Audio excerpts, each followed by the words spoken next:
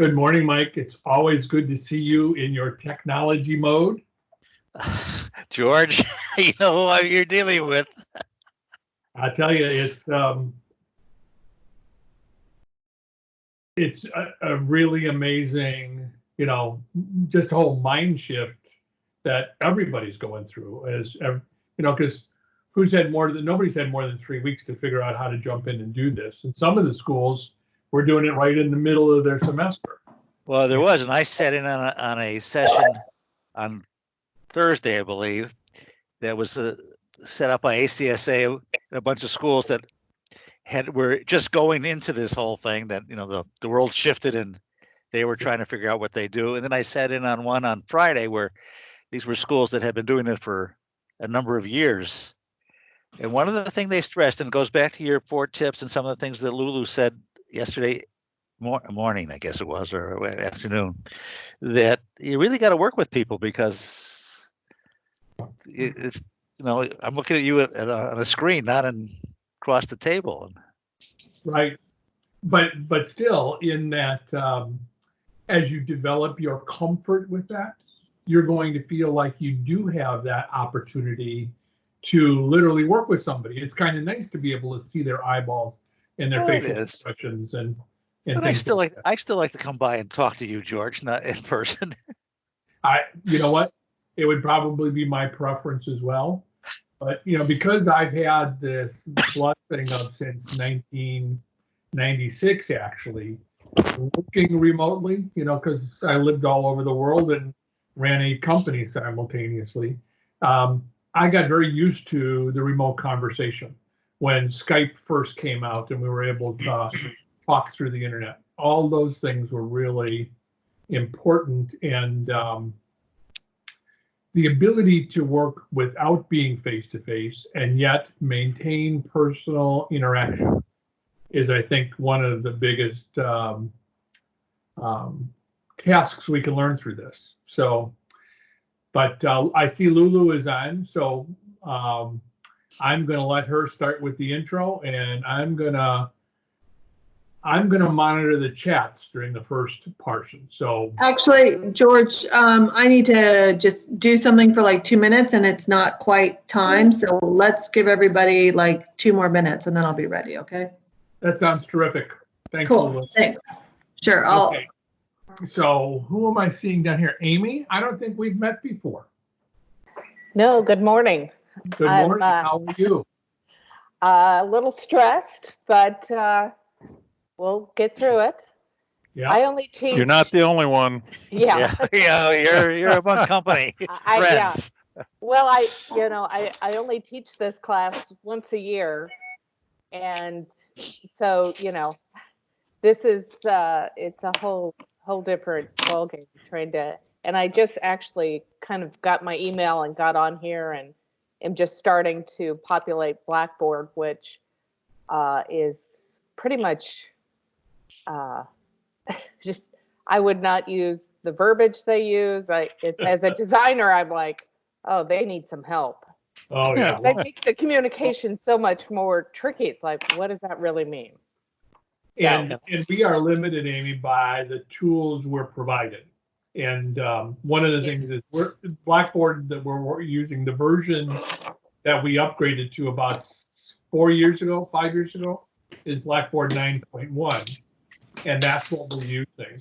There are newer versions that are much more user experience orientated, but we don't have those available to us because all of our servers are actually in Baltimore at the Laureate headquarters. That's where they provide, Walden University is there, and their schools from all over the world are there.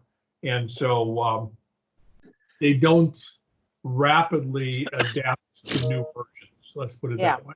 Yeah, I get it. So are the students familiar with the Blackboard or working with that? Have they had any tutorials on how to navigate this? Yes. Or is this going to be brand new for the students as well?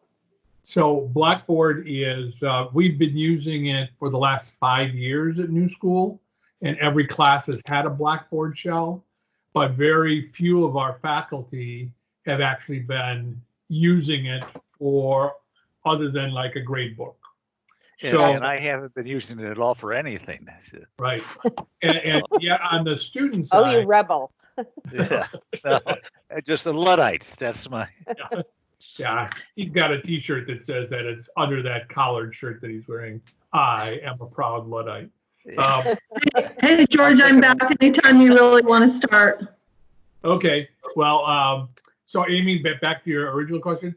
Almost all, I'm going to say almost 100% of our students are very familiar with learning management systems because they've probably been using them since 7th or 8th grade in middle school. Okay. And so I find that the ones who struggle with it are the ones who don't turn stuff in on time, so they want to blame the system. Gotcha. Okay, but most of the Yeah. others have that experience. So for people who haven't met her yet, Lulu Williamson is working with us to help us make this transition. And Lulu, she's going to share her screen and do some tutorials. I think the methodology we're going to try and use is we're going to teach a short process, have some question and answer. Teach a short process, have a question and answer. We're capturing this so that we can absolutely carve these up and put them into the faculty hub, into the resource center, so people can go back and look at it and say, okay, she showed us a different way to do email. You can click on that and watch it again. So, so you don't have to absolutely catch it now, but we've got an excellent teacher who's going to help us. So, George, if you can turn on your recording. I've got it on. And then Mitra is asking for the link. And then Buslat. Inside the meeting, which is kind of. Okay, yeah, so Mitra, you have to go to the meeting, the calendar area, and that's where the meeting link is. And then Buslat is asking, usually like in Zoom, you can make your screen smaller so that you can work. She wants to, or he or she, sorry, I'm not sure, wants to work on their screen in their classroom at the same time that I'm showing it. I'm not sure if you don't have two monitors. Do you know how to do that, George? Yeah, I put it on one of my 5 monitors. And because I just have one mini laptop that I'm using for everything. So this is. But we are recording it, so. Okay. So Okay, with so one monitor, I cannot have 2 windows, right? With Teams. I'm going to share my desktop for 1 second. Let me find it here. And that's a window. I don't want a window. I want a desktop. This one. I'm going to make this smaller. Did you start recording, George? You need to start I did. recording. Okay. Should have the little red dot going. So when I click on, you saw the little picture of Lulu there. When I click on that, it brings up this screen. And it also allows me to, I'm in Teams, but just like any Microsoft window, I can make Teams smaller and expose more of my desktop. So feel free to do that, where you could then bring up, hang on 1 sec, let me drag this guy up here. There's BlackBoard, so I can make that a little bit smaller and have both windows up simultaneously. Got it? Oh, that's How do you make it smaller, George? Well, you can, like with any window, you can grab the corner, look up here where you see the little diagonal arrows? Yep.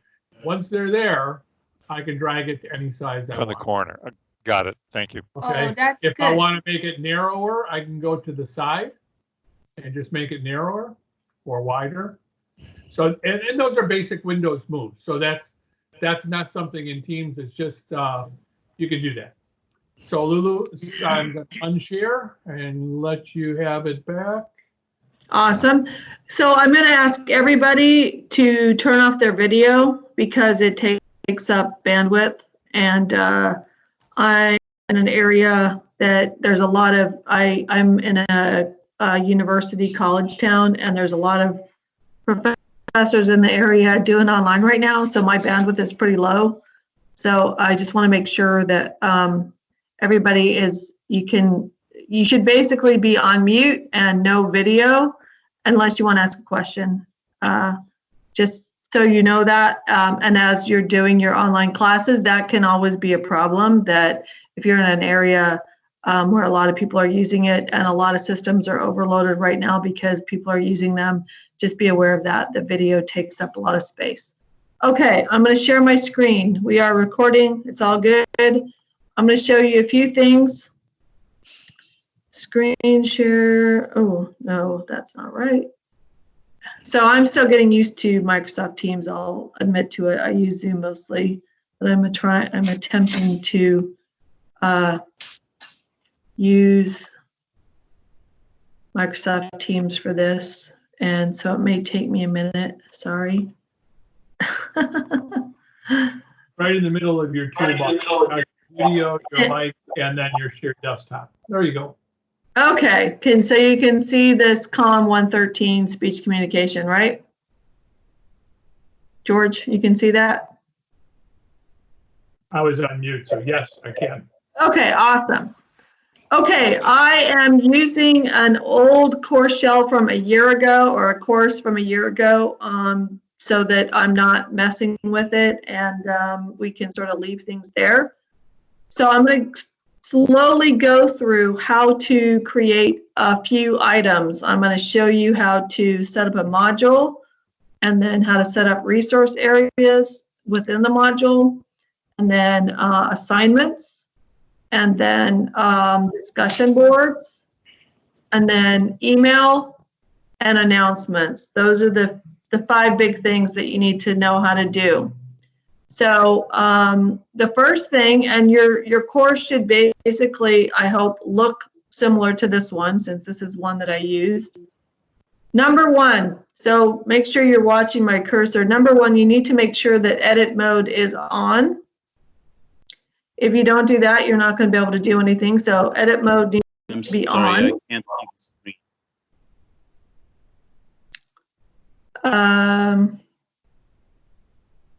I don't know, George, do I need to stop sharing? Or?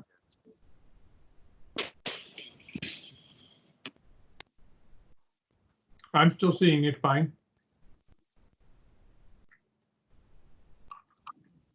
Lulu, did you go away? Yeah, okay, so okay, so you want to go to your content area. Right. Where do you see, can I just ask a question? Where is it that you activate the ability to edit? You said edit mode, but what do you mean by that? It's up here in the right hand. Can you see? Oh my goodness, sorry. Can you see my cursor here? Yeah, oh, I see. There you go. Okay, I got it. Yeah, Thank so you. it's up in the upper right.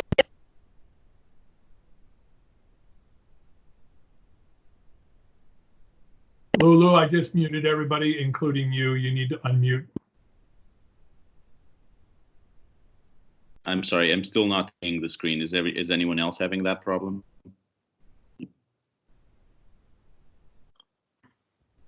I can see it.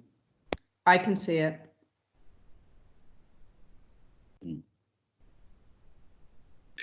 Okay. And hopefully you can watch the recording, but you need to make sure it's on. It's up upper right hand corner. Okay. Got it. Okay, so you're going to click into content. I've already built a module 1, so I'm going to build a module 2. Okay. So you go to build content, and the thing I want to make clear here is you should be practicing this, and you're not going to do anything that you can't take back. You can always delete something if you don't do it quite right. I know a lot of you guys are design people, and so you want it to look a very certain way, and that's totally fine. Just give yourself enough time to practice this. So what I'm going to do here is I'm going to build some content. I'm going to build a new page. I'm going to call it a module page. Okay, and I'm going to turn it into module 2. And the page is just basically where all the content is going to live, including the discussion boards and assignments. So module 2 is and you're going to give a description. We are in module 2, and we are talking about beautiful buildings again. So I'm going to just talk about buildings and architecture because it's just an easy thing to do. So permit users to view content. Yes, make sure that you scroll completely down and look at all the boxes that you need to click. Do not select date and time restrictions unless it's an assignment. You want to leave everything as open as possible because you want to give students the most amount of time to do it. Only click on date restrictions if it's an assignment that's due on X day, and that's it. Then you submit. Okay. And now I see module 2 in my content area. Okay, now I don't have any content in module 2 though, right? So I need to click into that, and it's going to tell me that I basically need to add content. So what I'm going to do, it says, well, that's weird. Content, hold on. This is a very strange thing.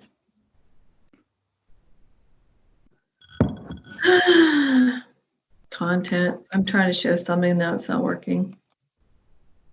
No. Okay, I still want to be able to, I already added a course module. Add course module. Ugh. Yeah, of course it's not working now. Basically, you're going to go to module 2 and Lulu, this is happening to me too. It doesn't. Yeah, I don't know why that's happening. It's super irritating. So I'm going to just do module 1 because module 1 it worked. So I don't know. I honestly don't know why that's happening. Basically, if you build a module page, then you should be able to add content. So if you're on edit mode, then you're going to be in module 1. So you've created the page, and now you're going to build content. So what you're going to do is you're going to add if you add a content folder, and I don't want to confuse you guys, but a content folder is basically going to be resources for buildings, okay? And you're going to say here, you will access all of the reading and visual resources, for this module. Sorry, I spelled that wrong, but I'm not going to say it. So submit, and then it shows up here, okay? And then, so you basically, once you have created a folder, then it tells you you need to add content. So let's say you're doing a lecture class on architecture or, whatever, and you have some visuals, you have some PowerPoints, you have some documents. This is where you upload it. If you want to upload, an item is basically like a JPEG, a file is more like a PowerPoint, and a link is like a website, obviously, a video, an image, audio. So you have all these different options of what you can upload into your resource area. Every week you should be giving students resources to either read or look at that they're going to use for either the discussion board or their assignments. Okay, so I'm going to upload a file. It just is browse your computer like you normally would. I'm just going to use some random stuff, some assignments. These are assignment letters, actually. I'm going to just upload a PowerPoint. So it's going to be PowerPoint for module 1. I'm going to explain, okay, and then you're going to, you need to permit users to view the content. That should be a default. I actually always do open in a new window so it doesn't open in the classroom, but you can decide what you want to do. Do not add alignment. That's an assessment issue. And again, I'm not going to put a date restriction on it. It should be open and available anytime. So then you submit. And then you go to, it's a little clunky the way this works, but module 1, you'll see the resources. And you'll see the PowerPoint there. Okay, does everybody understand how to do that, to add resources to a module? Any questions? Yeah, I have a quick question for you. You put in Okay. there, do not. Go ahead. Well, for some reason, today Blackboard doesn't let me do anything, doesn't give me any of those lists for content. Is it something that anyone else has problem with? Did you check the edit mode, Mitra, on the top right corner? Yes, I did. It's edit is on. I'm going to. Yeah. The strange thing is it's happening in this class too. So the content, once you add a module, you should be able to click into that and then have it give you the options. Anyway. I have a question. I've never used module. I just put the content in content. That's fine. Okay, I just want to make sure that I wasn't, doing something. Don't worry about it. If you just want to upload files and PowerPoints and direct students to that, you just need to make sure that it's very clear what you want them to do. Okay? Yeah. So if you want to just create a resources file or a resource like a content folder is what's going to hold your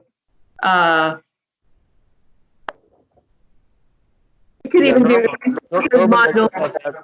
Normally I just had the view that you just had. There's no module layer. It's just the content and there's stuff inside. Well, yeah, I just created that because that's I'm just saying if that's what you want to do. But you can just do resources for week 3, right?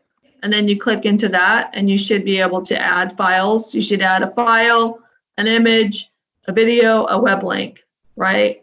Lulu, it looks like your module came in as an item as opposed to a module page. This Just one? by going by the image that's there. Yeah, it's weird. That typically is the image for just a module or for a item. Okay, so don't worry, the point of this, you have 6 days until your students show up. Actually, I think they have access before that. Just make sure, no matter what, you create an area, a content folder with resources, right? So once you get into resources, then you can upload your PowerPoints, everything. Okay, so you can upload, like I said, a file, an image, a video, a web link, etc. Does that make sense to everybody? Yeah.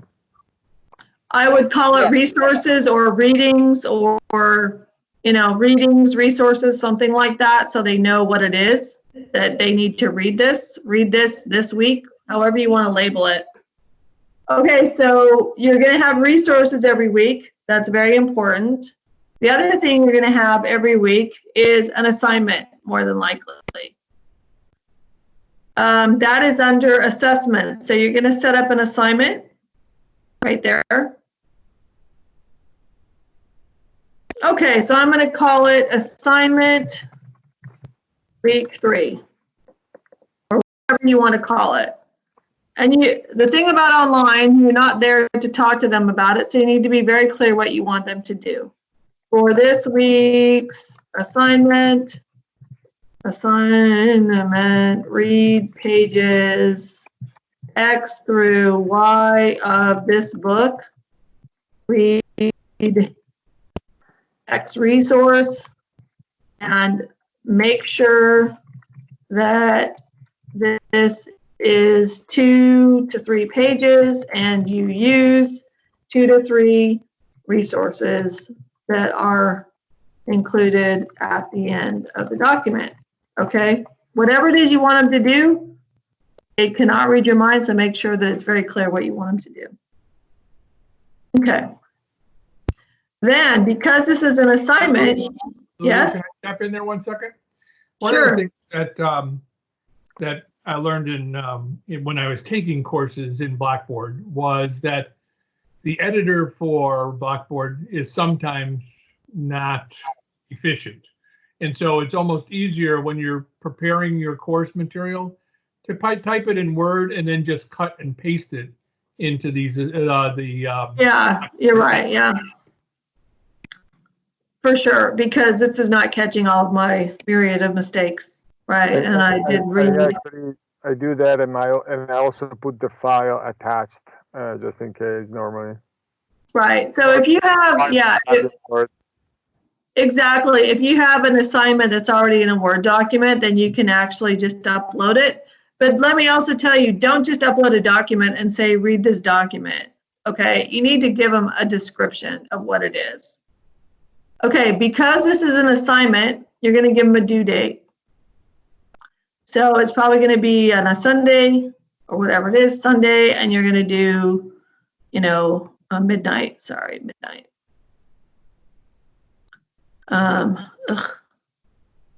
Will be marked as late.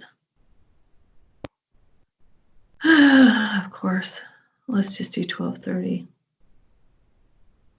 For those who don't know, it's important to note the dates are Eastern time, not Pacific time.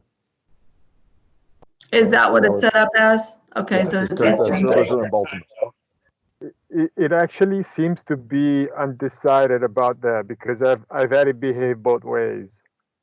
Well, my recommendation is for this period of sort of the curve of learning this, make sure that you're super flexible with when students turn it in. I mean, if they turn it in 5 days late, okay, but don't sit there and go, oh, your timestamp is 2 hours late, and then it turns out, you know, it's don't do that. It's not going to help anybody. I mean, I'm really pretty liberal with when students turn it in, as long as it's within like a 2 or 3 hour window, or actually a 3 to 5 hour window. So anyway, you're going to set this up for when you want them to turn it in. It seems like the system is wanting me to send it to the day before, so I'm going to just say Saturday at, let's just say 7:30, whatever. It's still not going off, whatever. Don't be concerned if you get frustrated. Just keep going. You don't have a choice. Okay, you're going to put some points in here. Do not do 1.5 points. I've actually seen classrooms that do, like, you know, grade on a 75-point scale. Let me ask George, does NSAD have a grading policy for all courses are worth X amount of points, 1,000 points, 300 points, 600 points, anything? No? We do not have, other than in the online classes, we do not have you must attain 1,000 points per course. So it's really going to be a function of the faculty taking their current on-ground grade book and the way that they do it and putting them in accordingly. Okay, so hopefully you figured out, you know, sort of what the activities are going to be if you're doing discussion boards or assignments, but you're going to need to add points to this. Otherwise, it's not going to go into the grade book. And the good thing is, though, is that once you do add points, it does go into the grade book. Typically, most assignments are worth 80 to 100 points. So I'm just going to do 100 because it's super easy. Make sure you click through all this just so you become familiar with it. A lot of this stuff you don't really need to worry about. It's a default setting. Assignment type, it's an individual submission. They have a single attempt. You can change that if you want, but it's normally single. Grading options, enable anonymous grading, no. Enable delegated grading, no. That's for like peer review, but we're not going to do that right here. And then include in the grade center calculations. And you definitely, I mean, these are all default settings, so it'll already be set, but just so you know, the students access their grades through My Grades, and you access the grading through the grade book, which I'm going to show you. Okay, and I never limit availability. I'll always be right there. So you're going to submit. And then there is your assignment week 3. Okay, I'm going to show you something now, which is the grade book, which you're all going to need to know. One thing to realize is in course management, the course management area is not, repeat, is not available to students. They do not see this. So everything here is basically all the functions of the Blackboard classroom. If you want something to be moved from this course management area above the line to where students can see it, you need to move it. And I will show you how to do that with the tools, tools link tool. But they do not have access to the grade center. Only faculty do. They see their grades a different way. So let's say everything is shut down. You come into this and you just go, where is everything? Here's course management area. You're going to want to go into the grade center, hit the full grade center. And this is where it shows all of your assignments that you've created. Okay, and here's all your students. This is, again, from a class that ran last year. So assignment, let's see, is that week 3? I made it too big. Anyway, assignment week 3, you can see that. So 100 points. When you hover on that, it actually shows the points that you assigned to it right there, right? Week 1 discussion that I previously did, module 1 assignment. So anything that you assign points to does end up in the grade book, and the grade book again is in the course management area.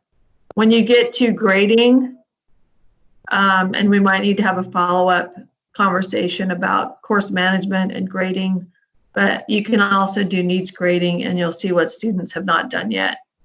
So there's right now, obviously there's 0 items to grade because students have not been in this classroom, but that's how that works.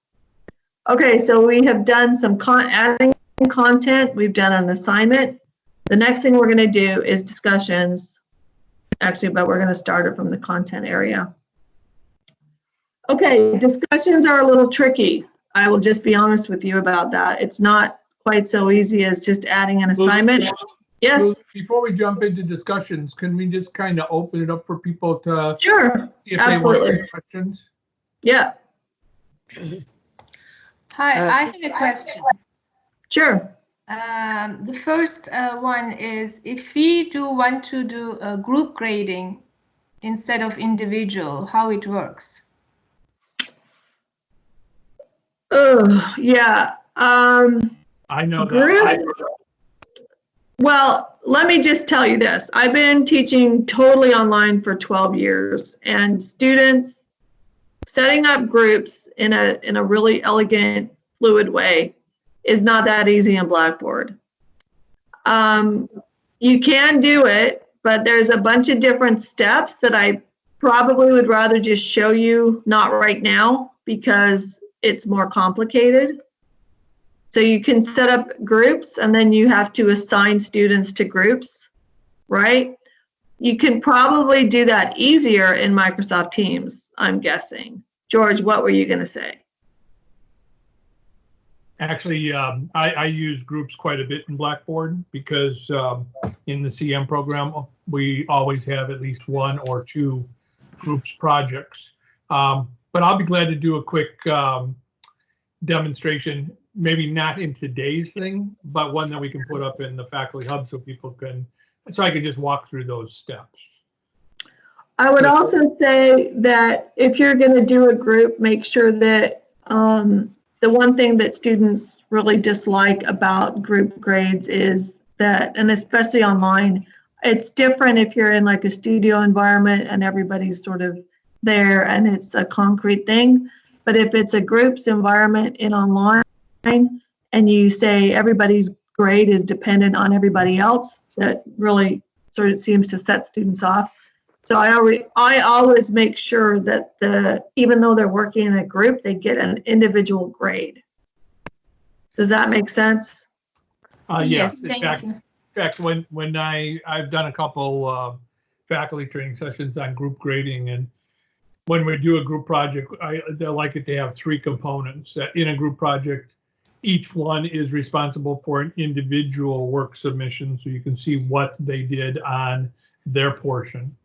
Right. 2 is that the group submits a compiled thing, because in CM, we don't build buildings one person at a time. We've got to do it in groups. So learning and managing groups is really crucial. And 3rd, we take and put in a peer evaluation at the end of the group assignment where blind to each other, everyone grades themselves and their other group mates in order to get a feedback on 10 areas of teamwork. Right, so George, it sounds like maybe you want to do like a separate session about groups, because it sounds like there might be a number of faculty who could benefit from that. But I'm not going to go into it here because it's typical. I mean, that's not normally typical for most online courses, and it does make it a little more complicated. Maybe it's very typical for NSAD, but it's not something I honestly like to use or that I build into any classroom that I use. I try to make it, and whatever you do, just make sure that students get an individual grade to not upset everybody, especially this first time out. And if I can chime in, Vuzlat, also using Blackboard doesn't mean that you need to drop any other class management tool that you're using now. So I still run a spreadsheet that I use to kind of do my grading and calculations and considerations, and then I put the numbers in the columns in Blackboard. Yeah, I mean, if you have a trick, then use it for sure, and share it with your colleagues. Maybe. No, my point is, however you manage grading a group now, Blackboard can also only be the vehicle to communicate the grade to the student. You can still do your calculations in whatever tool you use now. You just need to input the numbers on Blackboard so that they see it. Yes, and the students also need to know why you graded that particular way. They need the feedback from you, for sure. Right. Yeah, but what I mean is that if the grade book, how it's structured in Blackboard, doesn't make your life easier, you can use your own tools to calculate and do the averages and whatnot. Correct. Right. And just use basically the grade book in Blackboard as an output format. Yep. Correct. Lulu, we have a question that I think would be helpful for everybody to just see once again. What is the difference between adding an item and a module when you're uploading the same information? And the second part is, and how do I see the student view? That is a good question. I have not figured out where the student view is in this particular Blackboard system. Can anybody help me? I have looked. It's normally up here, and I don't see it. Normally in every other classroom I've been in, it's next to the edit mode where you look at the student view. I've tried to find it down here. This is not a Blackboard system. We don't have a system. So the key is, if you turn off your edit mode, then you're going to see what the student see. Okay. Well, that's not necessarily true though, because they're not going to see all this course management stuff. They're not going to see the course management stuff, but if you're looking at your palette where you're adding modules and items and folders, that's what you'll see. Can you respond to the question, which was adding module and content? Which one? What is the difference? Okay, a module page is basically like a subheader or a header page, right? It's just, there's no content to it. It's just like a header. Okay, a content page, actually, then you add things to it. I mean, you can add things underneath it, but it's that module page itself does not contain any information except for like, this is module 1, right? So it's just, but a folder is just that. It holds content. It's a folder. You're putting, Word documents into it or PowerPoints. A page is just a page. And it's just sort of telling you. Do we really need module? If we don't, we bypass module? No, you don't need it. Yeah. Okay. There are lots of things in Blackboard that you can use, but are not required to use. But you do need to create a resources folder where all the resources are. Yes. Do you? Yeah, I tend to use things in the content area in the left-hand column. But one question I just was going to ask you is, how did you turn that table of contents on? I've never seen that before. It just showed up automatically. I didn't turn it on at all. The Blackboard theory. I see. Yeah, I did nothing. I did nothing to it.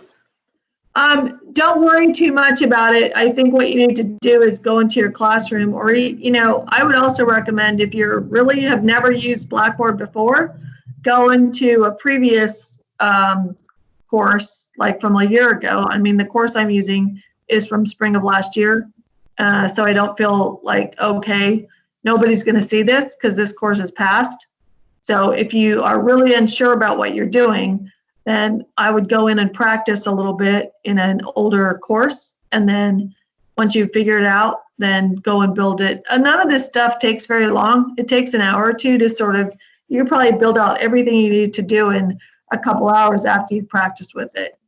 But don't just think that you're going to go in there and do it perfectly, because you're absolutely not going to do that.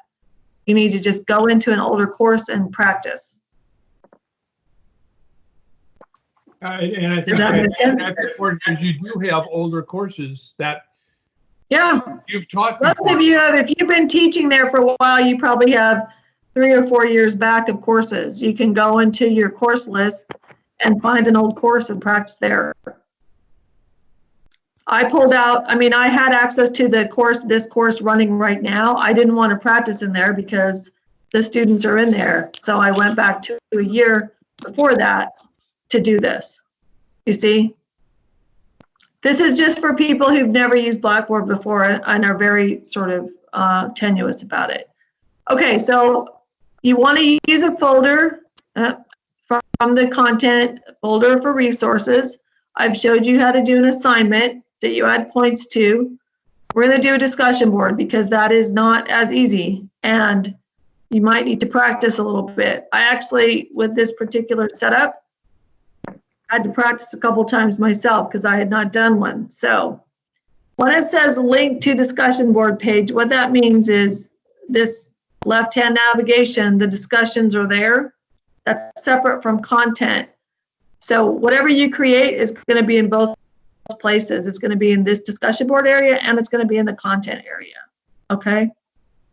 But that's okay. And then you can create a new forum. I created the week 1 discussion board. Now I'm going to create the week 2 discussion board. Again, I'm going to give them really clear instructions of what I want them to do. The topic this week is X. Use X resources.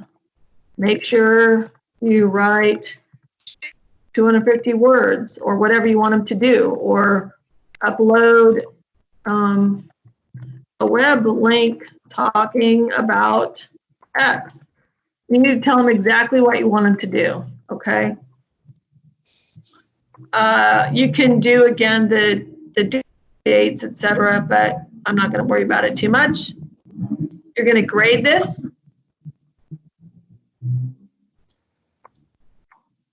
And again, most assignments are 100 points, let's say, and usually a discussion board are 60 points. You're going to grade the threads. You need to allow members to subscribe. Make sure you click through all this. You need to allow them, I allow them to edit their own posts, because otherwise students will see that they made a mistake and they get very upset. The author is the student, or it's you, etc. So just click through all this stuff. If you don't know what it means, don't click on it. And most of it's pretty obvious. You're going to submit it. Now you need to link it to the discussion board page. Oh, never mind. This is where it gets weird. I've never seen this happen before. You're going to do the same thing here. This you can almost do the exact same thing. And if you have a document that has this assignment is X. Read X, include X. Oh.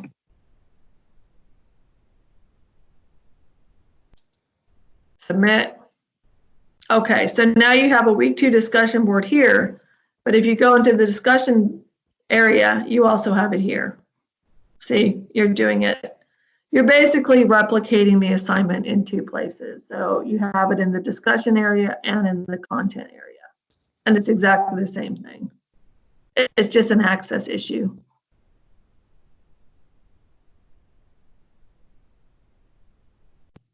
Where did it go now?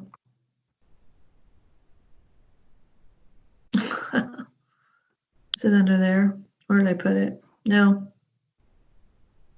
I thought I saw it there. Am I going crazy? Or is it only discussions? I don't know. That's a crazy question. I don't know. What's the point of doing, if we're replicating, what's the point of, what's the main difference between discussions and the content? It's exactly the same. It's an access issue. You can turn it off. Let me just tell you something. Every single institution sets up their Blackboard a different way. So I've been doing demos on Blackboard for like the last 2 weeks for this other school that is mostly my full-time job. Their Blackboard discussion is set up a different way than this one. So you can just do it in a content area. They all look different. So the thing to remember is your content is everything.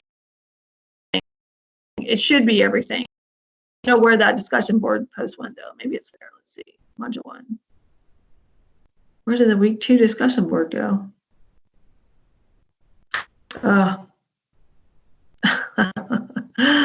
It's here though in the discussions area. It's always there. Ideally, it's supposed to be in both of them and you want to link them. As long as you can tell the students where to find it, you're fine.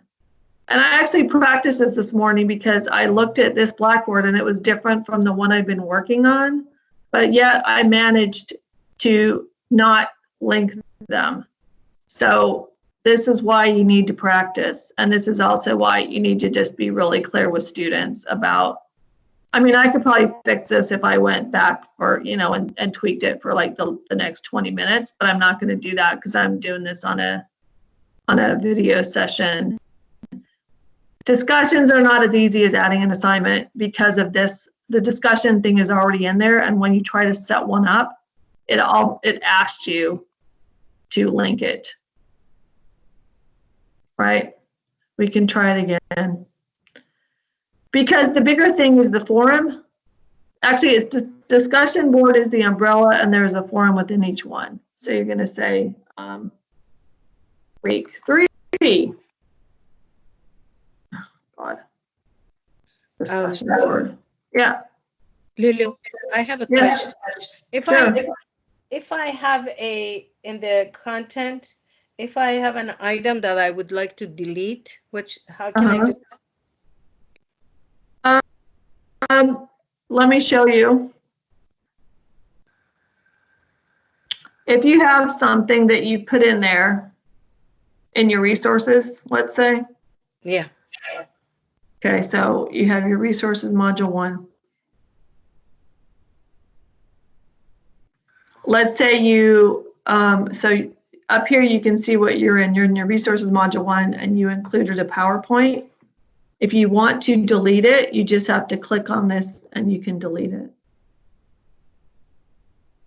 Okay. Click on. There's a little arrow next to so this is I want to delete the PowerPoint. Got it. Next to it, click on that. Yeah, I saw it. Thank you.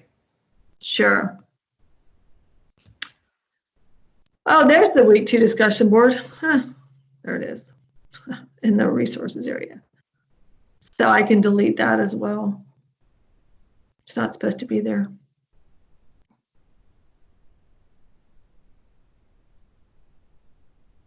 Okay.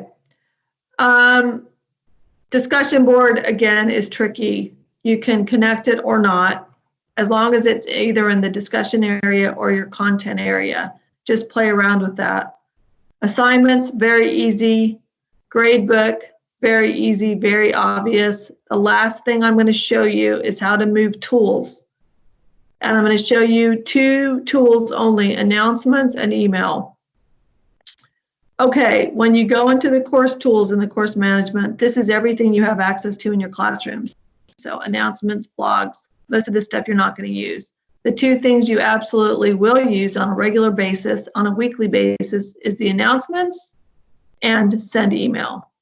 So I want to make sure that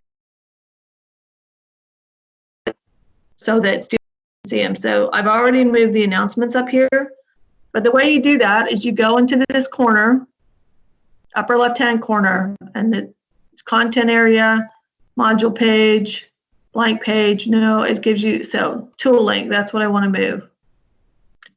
Okay, this type is basically the drop-down menu for everything down here. So I want to move my email, right? You need to make sure it's available to users, and you're going to call it email.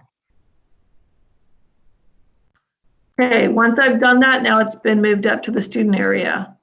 You can still use it if it's down here, right? Announcements, it's still there. And email is still here. I like to put it up here because then I don't have to go into this course management area. It's just right there. So announcements, super easy. This is where you're going to communicate with your students about what happens every week. Create an announcement. You can also set these up in advance. If you don't know what you're going to be doing every week, then probably don't do that. So it's Sunday. Announcement week 4. This week, be very clear. This week we are doing X. It will be synchronous or asynchronous. You need to tell them exactly what you are going to be doing. Don't overwhelm them with like 4 pages of an announcement. It should be short and pithy and to the point. Usually it's not date restricted. If you want to set it up though in advance, like sometimes I'll set up announcements that are gonna on Wednesday, but they'll show up on Sunday. You can do that. You can just play with this. So I want this to show up on Sunday at noon or whatever. This one, they're gonna send an email, right? But even if you don't click this, they're still going to get a copy of it. But that just means that every time you post an announcement in the classroom, the students also get a copy of it in their institutional email, in their NSAD email. It's not going to go to their Gmail. It's not going to go to Hotmail. It's going to go to their institutional email. Very important to remember. You need to be telling students to check their institutional email. Then you submit. Okay, so I've already set up some announcements in here. It's not available because it's going to be available on April 5th. It's not available because of the 5th. So I set one up that was available today. So create announcements, super easy. Okay, email. I was trying to show Mitra this yesterday. Mitra, are you there? Because I figured out what the problem was. Yes, I am. I'm still okay. having a problem. Yeah, the reason, so my question for George or someone, what day do students get access to these classrooms? Is it tomorrow? It's usually on a Thursday or Friday before the class starts. Yeah, I believe it's 4 days prior to class start. So that's okay. Yep. So once they get access, Mitra, then the list is going to show. Okay, the only reason they're not showing is because they haven't gotten access yet. I see. Okay, so you can use your email. You can email all the student users. This is working because this is from last year, and I'm not going to really do it, but I'm going to say important,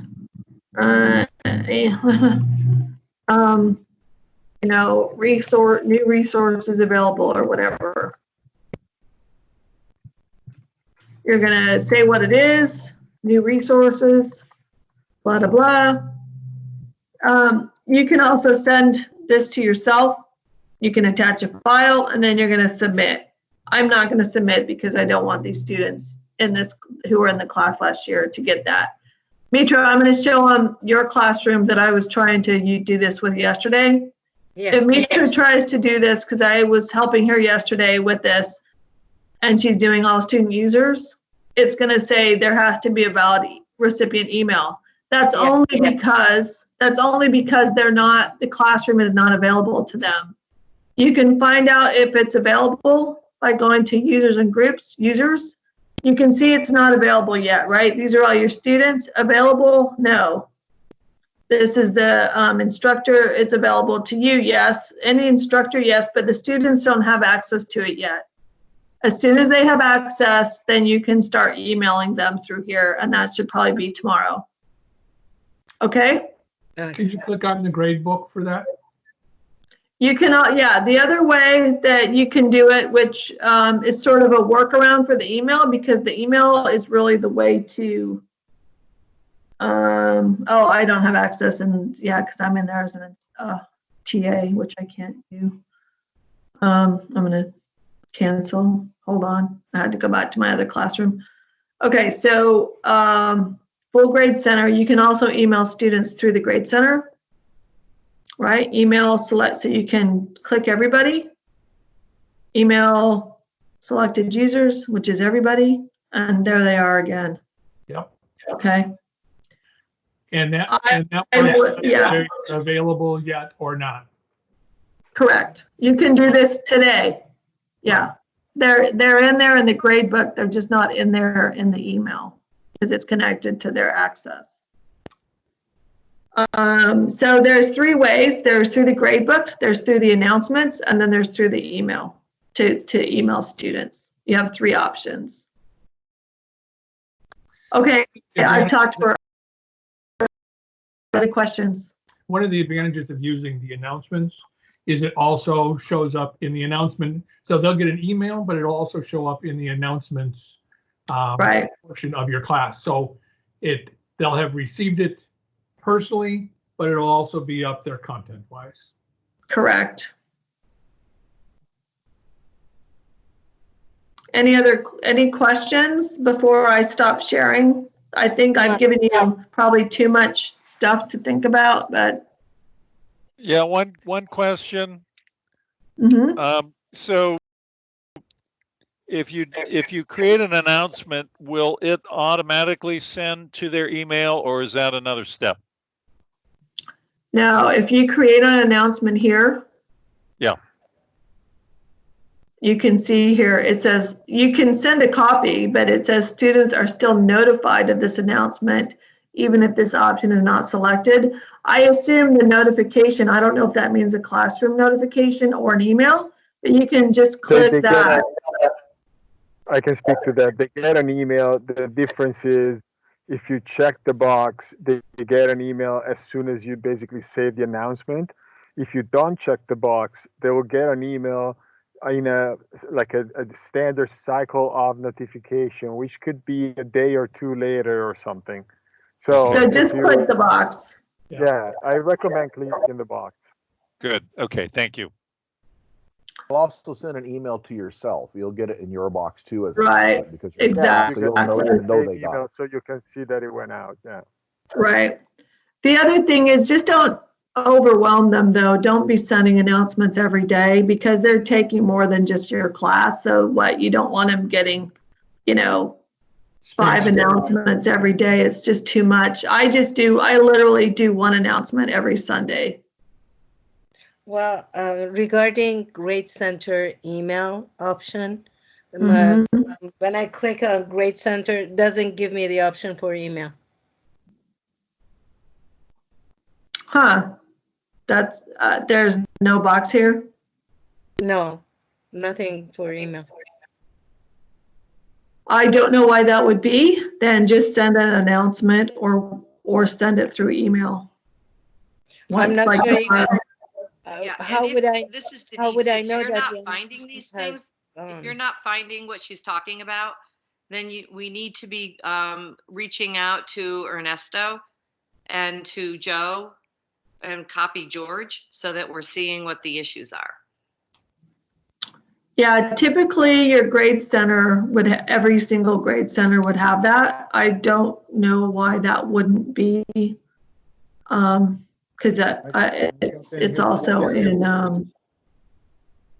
If you go to the grade center, if you click on go full grade center, it'll come up, and then you can see a point up at the top that says select all users. You click on that, and then you can get a pop-up box that tells you that you can email those selected users.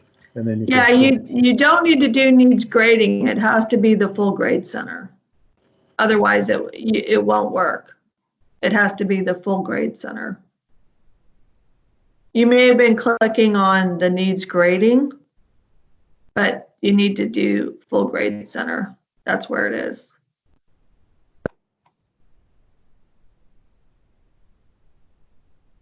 And your email to students should start working tomorrow when they get access. That's what I normally use. Honestly, I use the email for students. Any other questions? Lulu, this is Elena. I just like to remind some of the faculty who's hasn't taught for a while and is not familiar with Blackboard that we sent also a series of resources and we have access to the tutorials on LinkedIn Learning. So contact me for more information if needed. Yeah, I mean, all you really need to do, to know how to do, honestly, is to set up an assignment, to set up a resource folder so that all the textbook or the readings are there, and a discussion board. And if it doesn't link in both areas, that's fine. They can just go to the discussions. I clicked something wrong, honestly, I'll admit it. So just make sure that the discussion boards are there. Yeah. Yeah, but the number 0 is upload the syllabus, and if necessary, change the menu that says syllabus so that all the students can see it. We can make information, the better it is for everybody, right? So the syllabus has to be there. Yeah. I did. Yeah, so you can do that as a file and just upload your syllabus. I did that as a video that's in the hub for faculty, that if you want to go watch it, it's about 5 minutes long, about how to upload your syllabus, how to add technical information that's specific for your course, both in hardware and software. And it's fairly simple and straightforward to watch and follow. George, where is that tutorial for just the quickie uploading your syllabus? Where do I find that? Well, it's in the hub for faculty, which is a team I belong to, and under resources. Lulu, can you unshare? Because let me share mine. I'll do that real quick. Okay. I unshared. That should work, hopefully. Unshared. Let me get to the right desktop. Let me go to my Teams. There we go. And so in your Teams category, you should have this team that you're a member of, the Hub for Faculty at New School. And in the Hub, we are putting teaching resources, faculty teaching resources. And the first one Lucy's posted is that one of how to post your syllabus and computer requirements. So it's a YouTube, so you can watch it from there, or you can watch it as many times as you'd like. That would be fine. Hello, Tatiana, how are you? So, Lulu, do you mind if I show a discussion post that's populated?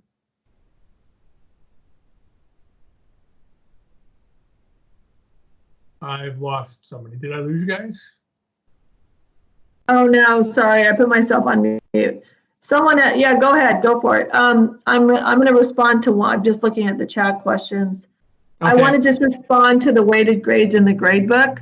I personally do not recommend doing weighted grades. It's really confusing for students. They're like, why does that, how does that work?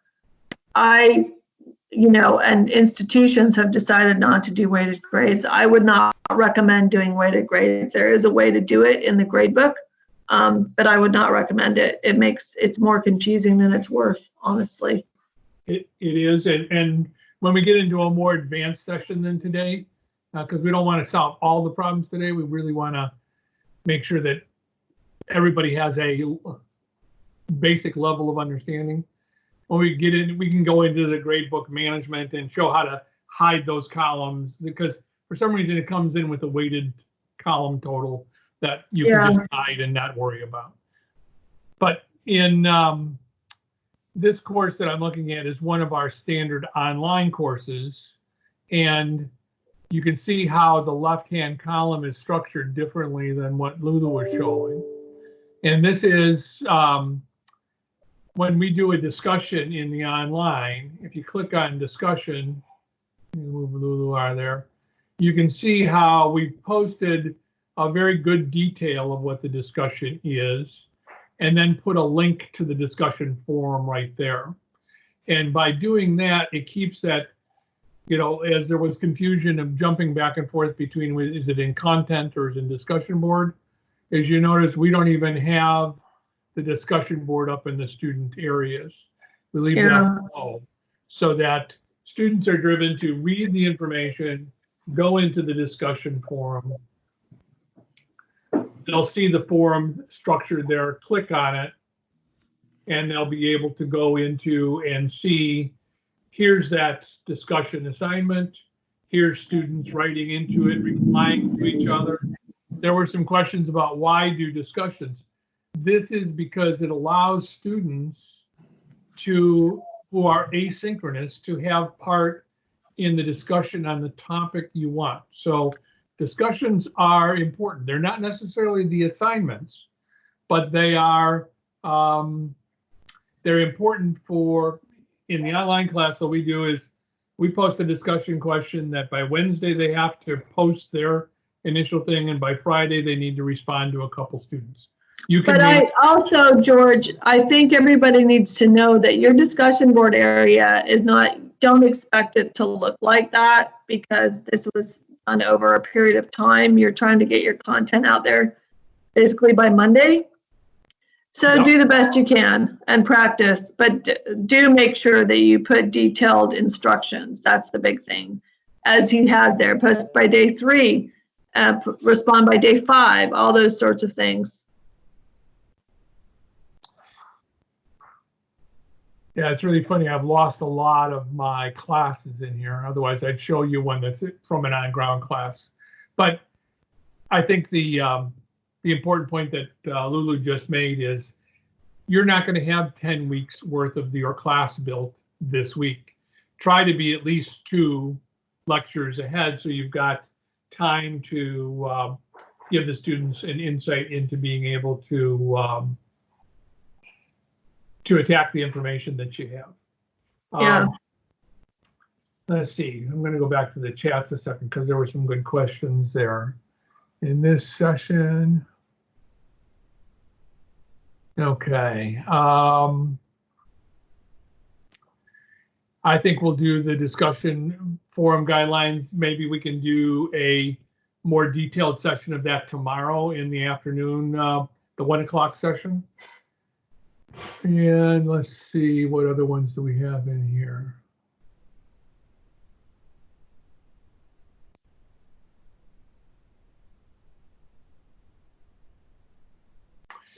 Yeah, Andre's comment here, should we put the course syllabus in Blackboard? Yes, we want it both in Blackboard and in Teams, so your students have the ability to access it, whichever tool that they're in.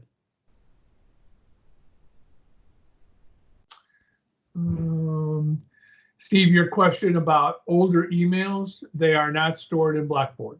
If you send an email, you want to make sure you include yourself. That way it will be stored in your Outlook email.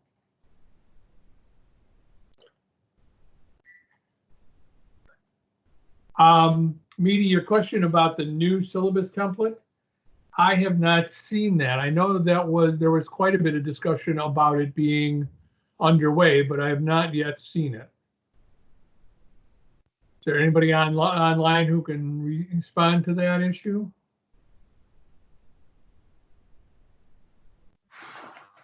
Some of us may be way beyond that point. I'm not sure I want to back up and redo a syllabus for a new format. Absolutely. I think the key becomes when you're doing your syllabus, and once again, we're 4 days before quarter start. So if you got your syllabus done, you might want to look at your course outline in there about your week by week stuff, and make sure that you come up with a plan for how you're going to do your synchronous delivery and your plan B in case that fails. Yeah, good point. Is the current syllabus template available somewhere that can be accessed? Let me just check and see. Is Fabiola or let's see, there's a Cynthia. chat. Cynthia has. Oh, hi, Cynthia. Cynthia's on. Cynthia, do you know if we have the new syllabus template yet?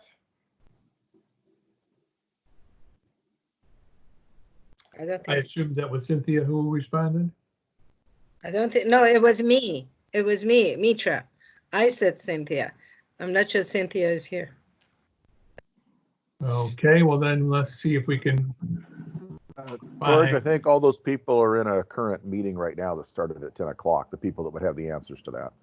Okay, we will find the answer to that and get the answer out as quickly as we can. Okay, so, well, we're a little over an hour, so I want to get into questions and things on Teams. Now, I'm not going to have the chat window up while I'm presenting, so Lulu, if you can kind of watch those and be responsive, that would be terrific. All right, everybody's out there, so I just want to show you a quick thing that, because I know we had a question about attendance the other day, so let me just throw this up here in my screen. During the course of Lulu making a presentation, I did a couple screen grabs.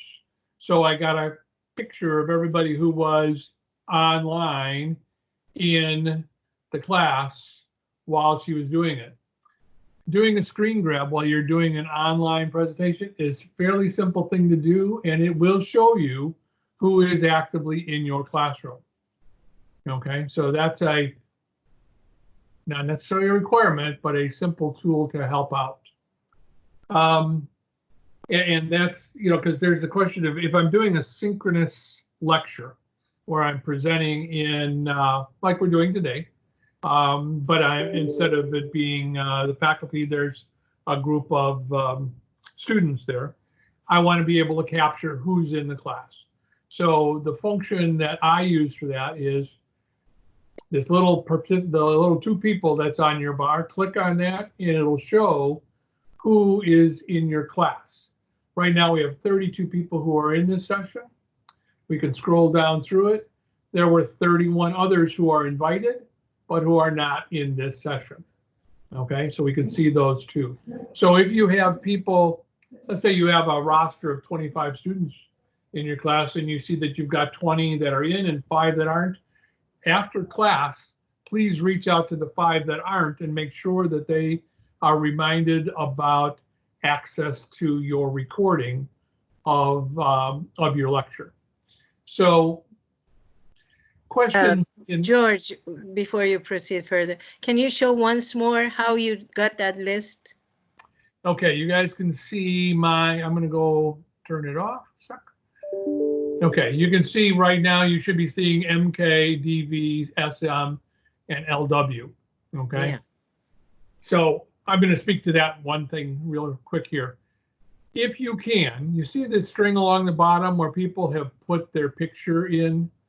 Because we are in this impersonalized world of being technically connected but not visually connected, put your picture into your Outlook so that it will show up here, and that way at least your faculty and your peers and your students will see your face. That is helpful. Okay, so back to where we were. You see on this toolbar, you can see that I'm recording and that I'm the one who started the recording. You can see my camera on off, my mic on off. This is where I'm sharing my screen. This is for chats, so that turns on the meeting chat that's going along the side here, Mitra. And if I turn that off and hit my participants, that's the 2 little peoples, I can see everybody who's in the class. And what it did is it shrunk these 4 windows down. So it doesn't lay over it, it shrinks those down. and you can turn that on and off. So, if hopefully that helps, and I'm pleased to see everybody's got the solution to audio and video for themselves. But I want to touch on that one more time, just in case you have students who can't hear or can't be seen. Is you see my little picture up here in this corner? If you click on that, it brings up a menu. And part of that menu is settings. And part of that menu is devices. And this is where it allows you to set your speakers, your microphone, check your camera out, and also make a test call to make sure that it's working. So for yourself or for your students, be sure to remind them if they're having a hard time participating, check their settings. Okay. George, one more comment on attendance. That screenshot is for your own record. You still need to post your attendance and banner. That is where the official attendance is. So the screenshot is just a tool to help you instead of as a roster. Yeah, since they're not going to come and walk by my desk and sign a sheet, I'm going to now have, at least I have at that point in the meeting, the attendance of who was there. And that's what I'm going to enter into my Blackboard. Hey, George, can you show how to do that screen grab, please? Sure. It depends on how you have things set up on your computer. But if you look at your keyboard, you should have a print screen button. And print screen will grab it and it'll save it as a screenshot on, in my case, it saves it on my OneDrive. Okay. I have a program called Snagit that I use for grabbing pieces of the screen. And it's what I showed before. This is my, you can see this is my Snagit editor that just shows all the pieces that I've grabbed so far today in different screenshots for different purposes. So, but if you hit your print screen button, it should save a copy of your screen at that point in time. Does anybody else have a, I mean, I'm not sure about Macs. Dario, you're the Mac guy. How do you do a print screen for? So on a Mac is actually there's a few shortcuts. I think it's Command Shift 2 takes a screenshot of the whole screen. Shift 3 takes a screenshot of the window that is currently active. So just that window. And if you do Shift 4, you can draw a window and basically select a smaller portion of the screen that you want to capture. Terrific. So you can capture it with any of those methods. Another way is grab your phone and just take a picture of it. And that way you've got it in there. So multiple ways to do it. I had another question actually. So recently, for instance, when you do your videos, when you explain how to put things on Blackboard. Yes. I was thinking, can I just record it as like we're recording this conference call now? Can I just start a meeting with myself, share the screen with myself, and press record and save the file? You can. I have not been able to do that, but I did it by setting it up with somebody else who was there and inviting them and telling them to ignore me. Okay. And then, so if you have a straw man that you can talk to, that works well too. So it is a viable, because I'm thinking it's gonna be useful to do that, to have a screencast of some sort, and rather than having to look up for additional software or solutions to complicate things further, I was wondering if we could just use this one. Yeah, I believe you can, but I think you need to have a straw man be able to record a session. I have not been able to do it without it. Now, I use other tools, but you can also, in a pinch, just like a YouTube video, you can record it on your phone, and I've seen people do that and drop those into their meetings or their classrooms. So in today's environment, we have lots of non-acquisition software that you can use to record things. You can also do that on Zoom if you just get a free account. You can do up to 40 minutes, and you can, I've done it a myriad of times. If you get a free Zoom account, not connected to the school, it's just your personal one, you can record, just make sure you record to the cloud, and then that gives you a shareable link. I would just say for any video though, make sure that it's in short chunks. You don't want to be just giving students hour-long lectures on a video to watch. It's not, they're probably not going to do it. I think that's a really good point, is that even with your online lectures, after a little while, people are going to drift off because it's not like they're sitting in the classroom. Many of you have been in the classroom where you see your students kind of putting their heads down on the desk, and you stop what you're presenting and you engage in a discussion. Feel free to do that in Teams as well. If you're making a presentation, do 2 or 3 slides, take a break from that, go to showing show a video, have a classroom discussion where people ask you, throw out a question, and you call on people to answer the question, and get students interacting and you interacting with your students in the Teams classroom. You'll also be recording that. So a student who's not synchronous will be able to capture that when they look at the asynchronous copy of the video. So understand that just like we're doing today, Lulu's talking, Steve's been talking, Steve Manley, Dario, we're having a conversation just like we were in the same room. It's just we have to do it almost in a push-to-talk environment as opposed to where we can talk over each other. Yeah, what is the status of student that is checking recording only? So for instance, if student cannot attend class on regular basis, would he qualify if he just check recording? What I would, what we recommended for best practices and is in that faculty guide that Lucy put out and is also up in the hub for faculty, is if they attend your live lecture in Teams, you mark them present. If they've contacted you in advance saying, I cannot be there or I need to make arrangements, mark them excused. And if they don't do either of those, mark them absent. Even the absent ones or the excused ones, you want to email after class and make sure that they recognize they have access to the video.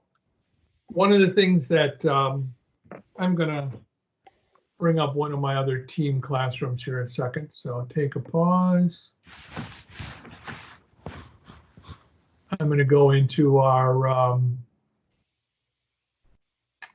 remote teaching class.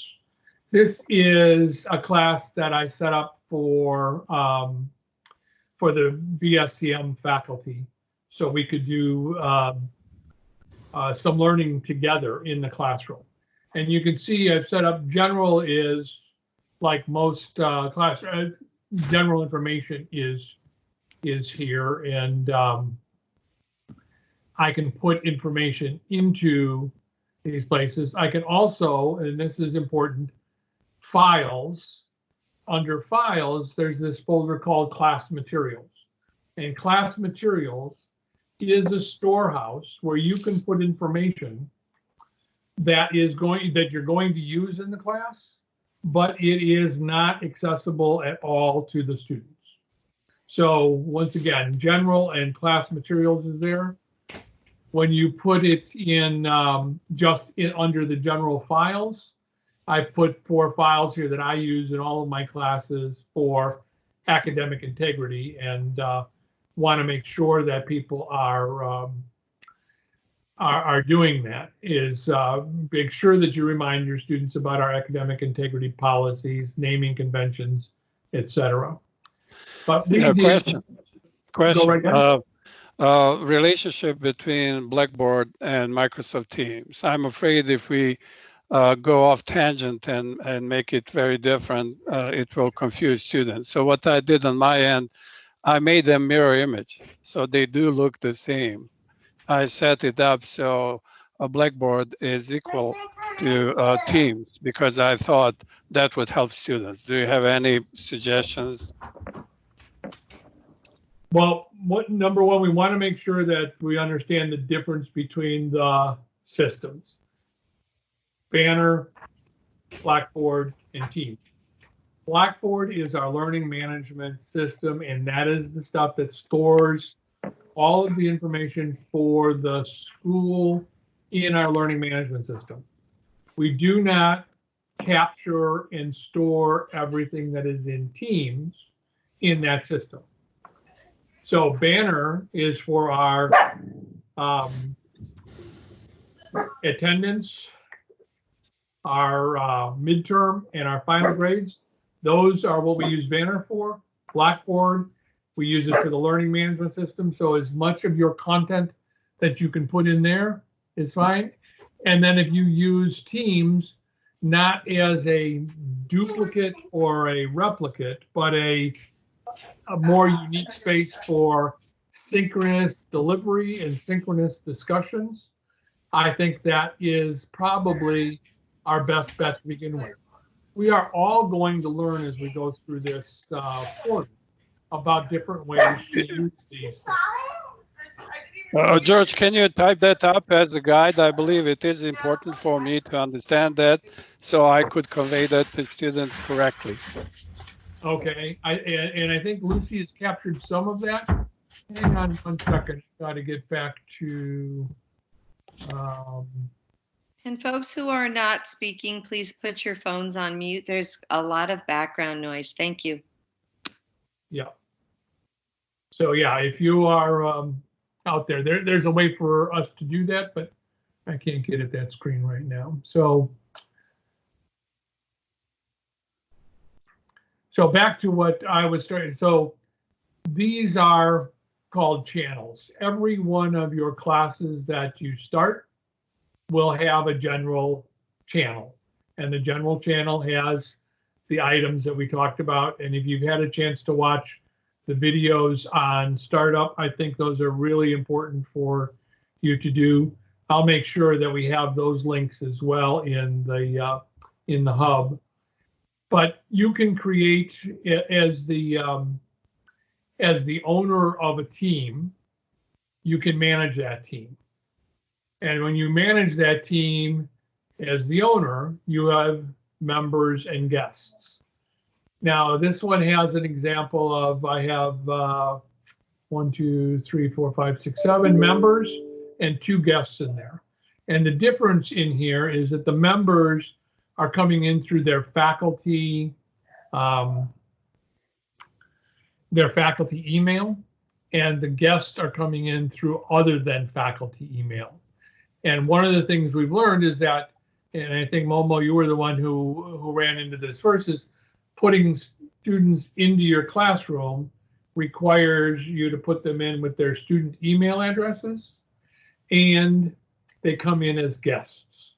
So, and Steve Clayton, you had a little more experience on that with Holly about getting her in. Can you share a little bit of that? Sure. It was quite a convoluted process with a lot of gray hair, but the short version of that is she was not able to access the class using her student ID because I had put them in and they weren't granted access to it right away. So eventually, she was able to get into the class. But it took several efforts, and finally it's just like, oh, okay, the only way that I can get them in there is if they come in as a guest. So it took 3 or 4 efforts of trying to, copy their email address out of Blackboard and then send it to the system, and the system said, we're sorry, we're having a problem.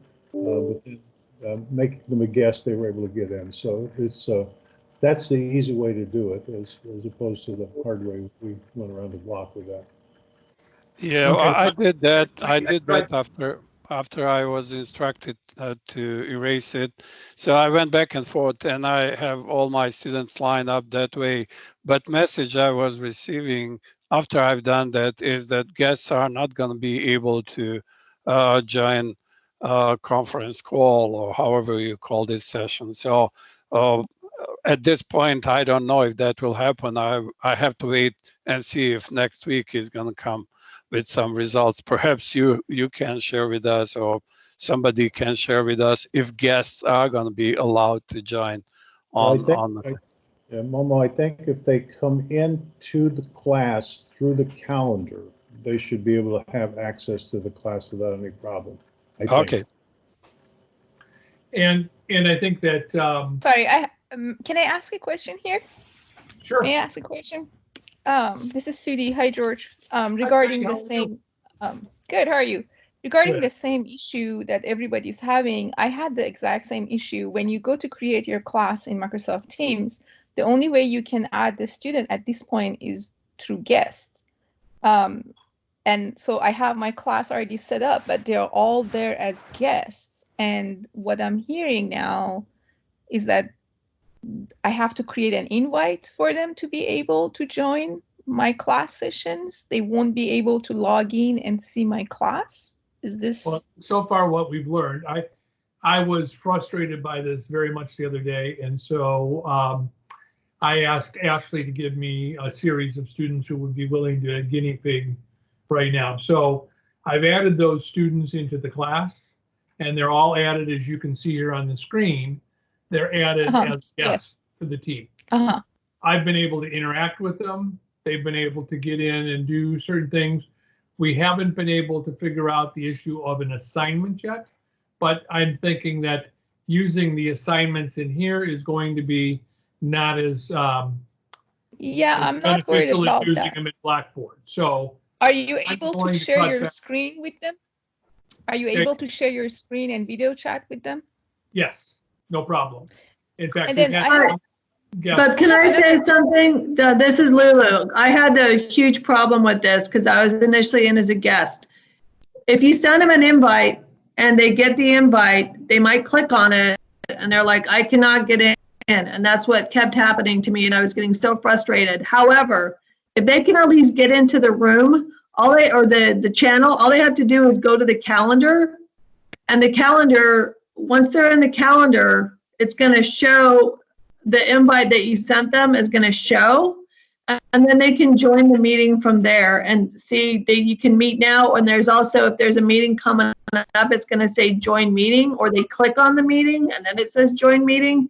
It's way easier. So if you send an invite and everybody's like, I can't get in, as long as they can get into the classroom and into the calendar, then they can actually just tell them to click on the invite and it's going to say join now. And that's how they do it. Because I literally couldn't get in for like forever and I was getting really irritated. And then I finally got in, went to the calendar, and I was like, oh, that's how it works. And I want to say also the same thing works, George, on your Outlook calendar, because the Outlook calendar and the Teams calendar are interconnected. So if I click on or open a meeting invite, and this happens to be the one that we have, it allows me to join the team meeting.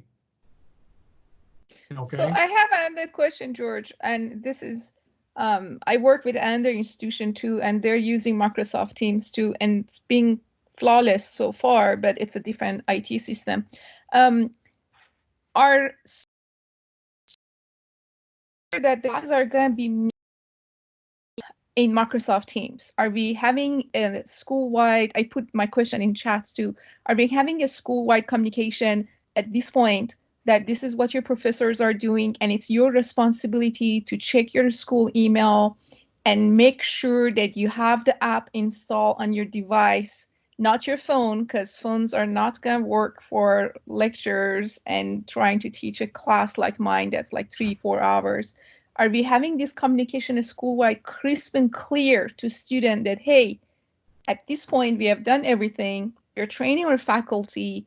Now it's your turn. It's your responsibility to make sure when your class is supposed to meet, you log in into Microsoft Teams or shoot that faculty an email that, hey, for example, I can't see you.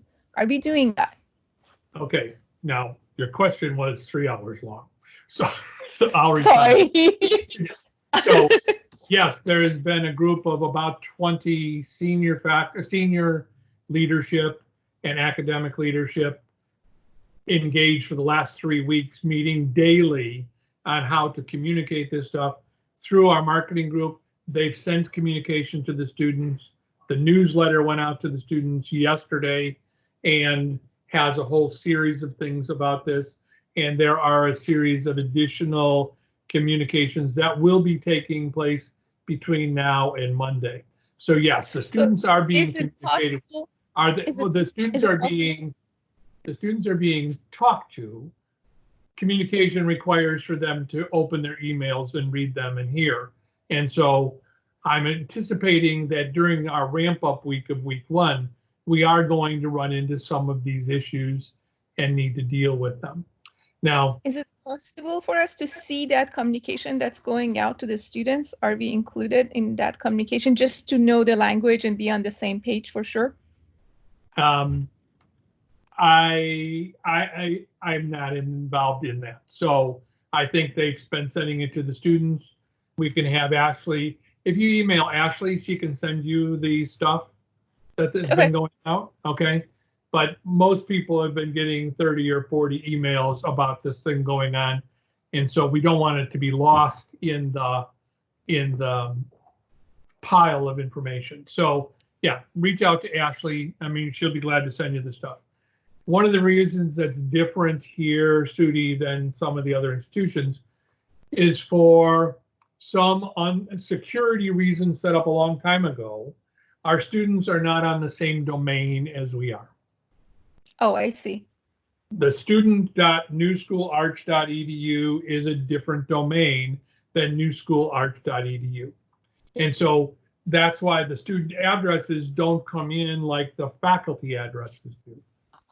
And that's an issue. And with only 3 weeks from, oh, we got to do this to quarter start, there was no way to resolve that issue.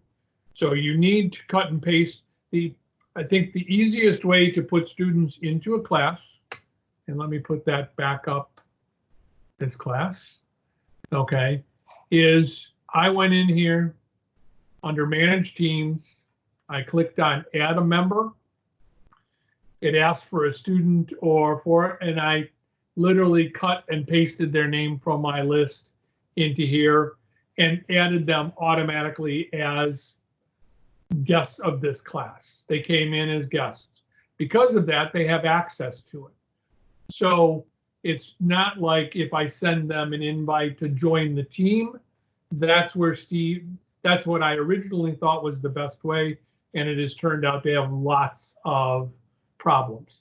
So adding your students in they'll come in as guests, okay? You can see others who have come in as members. But they will come in as guests, and they, I believe, will have full access in your video and interactive things. And you should not have a problem with it excluding them from the content you're going to deliver. So that's the first issue is, now where do you get your students' email addresses to put them in? And that's where Blackboard comes back around. There was somebody who was raising a question. The caveat is we should advise students that guests could join through calendar only.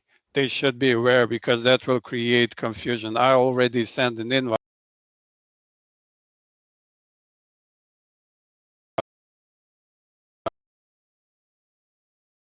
and forth with my class. So right now I'm planning to mass email them and advise to try to get access through calendar. So I think that number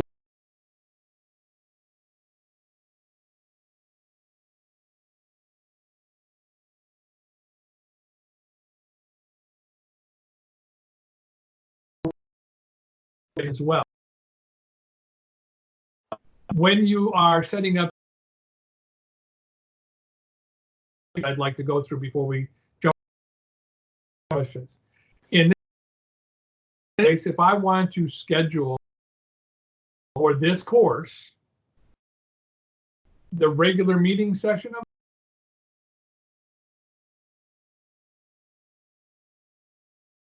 say that this course is going to meet at 8 o'clock in the morning. So I'm going to add a title, which is the test class.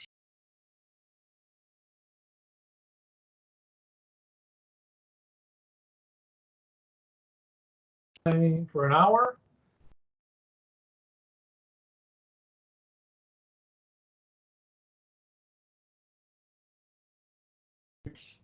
In general,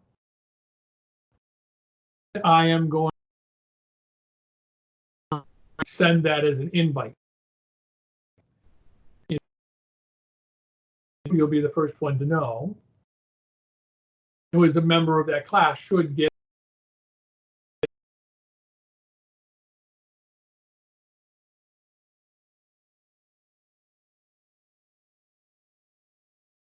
calendar. That's the way Outlook, our calendar we're looking at here is actually my accessed through. We in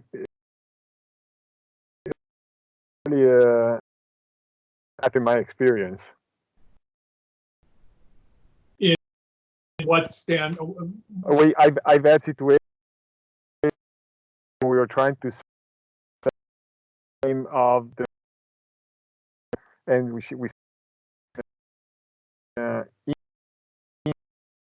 but those team invite did not go out in Outlook, and the meeting was not reflected in Outlook. Okay. Or only for some team members. I don't know. It was definitely not consistent. It still isn't. It still is not. Because the calendar and the teams, the tabs are separate. So it's hard to go into a team and have the calendar within that team. That's the problem I'm having as well. No, but what I mean is that the calendar in the Teams app was not synced with the Outlook calendar, which is supposedly what it represents. Now, I happen to know mine is fully synced here because that's what, and the here's that test class that I did. Because you're a better virtual citizen than I am, obviously. Let me drag this. I was not able to get a link to this meeting for the reason probably that Dario and Elena were attempting to put it into the calendar. It did not show up in my calendar. So I had that issue until Elena sent a direct link this morning.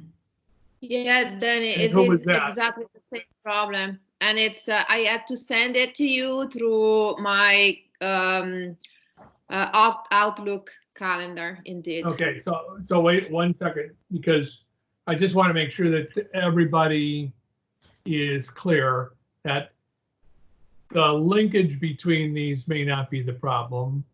The fact that we are changing, that we set up these teams like 3 days ago, and there's been changes to faculty. Some of the people weren't in that team or weren't in that invite yet. Okay, so it depends on when you were added and the list that Fabiola and Cynthia have been working with. I just asked them this morning to go through and make sure that they synced all these, that the hub, the faculty training, and the quarter teaching email list is in sync. And I just received that new list this morning, which is different than it was yesterday. And I use that list to send the invites out to today's meeting. So that could be why you didn't get a link, because you weren't installed in the Teams or in the email list that they gave me. George, along that line, I know I checked my class list this morning. I had 16 students in it. Yesterday I had 15. So now I have to send all the information that I sent to the previous 15 to this single student. Otherwise, yeah, they're going to be out of the loop. And knowing the way things go, it could very well be that Tuesday morning at 8 o'clock, I have another half a dozen students that have signed up for the class at the last minute. So we're going to have to stay on top of that to make sure it doesn't get away from And us. that's true on Tuesday, Wednesday, Thursday, Friday, Saturday, Sunday, and the following Monday when the census is taken and nobody can add or drop classes. So Right. all next week, you will need to make sure that your Teams roster and your Blackboard roster are the same. Yeah, on that line, I have a question about the sign in. Now, when I sign into Teams, first I have to sign in with my new school email address and then my new school password. And then I get a notification for a 6-letter, a 6-number key to get in. Is that going to be the same for the students as well? I don't believe so. So you have a multi-factor authorization system for your new school account. When you log into a different machine or a machine that you haven't verified, it's going to ask you to log into your account, your password, and then ultimately a multi-factor code that they're either going to text to you or you're using an authenticator app on your phone for. And that happens wherever you log into a machine that you're not normally using. I sometimes have to do it at my office at school. I remember that place. And I have to do it occasionally here at home, but because we have single sign-on, once you're logged into a Laureate computer, you don't have that issue. For part-time faculty that don't have Laureate computers, you're going to have to log into Outlook 365. If you log through the Outlook 365 portal, then everything in Outlook 365, including Teams and Stream and everything, is also logged in. Okay. Well, that will simplify that process then. I have just been going directly through Teams and not through the Outlook 365 portal. Okay. And if you go to the Outlook 365 portal, you can download Teams app right onto your computer. So you're just using it as an app. Okay. That makes life a lot simpler. Yes, it does. Thank you. Okay. Can you show that on the screen, George? To show what I just talked to Steve about? Yes. How do you access? I have the same issue because a company does the same thing. So I have to switch from company to school. Okay, so let me see what I can do. Let me get a clean. I'm going to just go to Office 365. And one of the things that the best practices for teaching, they suggest that you set up your browser. So this is the home page on your browser. And you can see here, I'm already logged in. So let me sign out.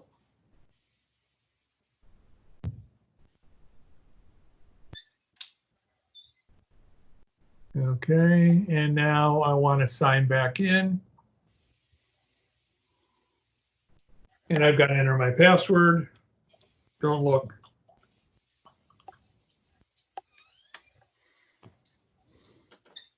Okay, and because I wanted to stay signed in on this machine, I'm clicking don't show that and say yes again. And because I just logged out, I've already got the authorization factor is in there. But when I log into 365, all of the apps that are available here are loaded on the top. Things that I've just recently worked on are here. Other files that are recent are here. Other folders. So this becomes a great landing page for you when you're coming into Office 365. You can click on Teams from here, and it will take you into the Teams online app. And Steve, are you working in the Teams Online app or are you working in the, so it's going through a process of uploading my stuff right now. Because back in the day when there were libraries, you could actually go to the library and work on this if you wanted, and it would sync your information. Now, can you see on the screen on the lower left-hand corner here, there's a thing called apps. And, well, there's a thing called apps. That's not what I wanted to show you. So let me just back up.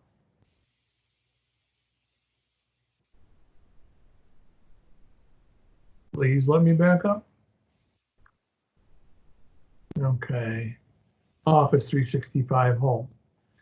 It allows you, one of the things we have in our Office 365 license is you can install Office on up to 5 devices. So you can install this entire suite. You can select certain apps to install on your machine. And I think when I was in Microsoft Teams down here, right, okay, where I clicked on apps, if you go down 2 more, this one shows you the ability to download the desktop app. I would suggest that you do that and get that desktop app on your computer. For some of you who are using company computers, that may be a challenge, and you'll probably continue to have to use the Teams Online. So does that answer your question, Momo? For the best part, I will tell you what I do. I saved your email with that active link, and that's how I'm signing in. That takes me straight through this and avoid this switching back and forth. I thought there was an easy way to do it, but it still seems like the easiest way to me. So I will keep on doing it. Yep. Well, and I think you can create a team meeting in your calendar. You can copy that invite and in Blackboard, email it to all of your students and remind them that the class is starting in 20 minutes. Okay. I think that, getting your classroom set up is going to take you a few minutes before you're going to start your class. And while students will sit around and chat in your physical classroom, they seem to wait like a minute and a half before they decide the session isn't going to start and they log out. So make sure you've got your classroom open and ready to go early enough. Okay. We've only got 10 minutes left and we probably have a lot more to cover. So I would, I think I'm going to be best to answer some questions. So if there are people who have questions, let me pull up the chat so I can see what's going on there in this session.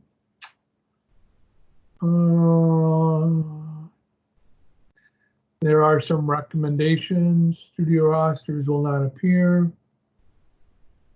Typically don't open newsletters and tend to open more official emails. Okay, so those are some things we will talk about in our 1 o'clock session. Yeah, so if you look at the chat for this, you can see the comments that your fellow your peers here in the class have made, and that chat will remain in your chat tab up here. So you'll see, and there are any individual ones. So let's open up the microphones and say who has a question. George, this is Andre. I have a few questions. Let's do them one at a time. What's the first one? Okay, the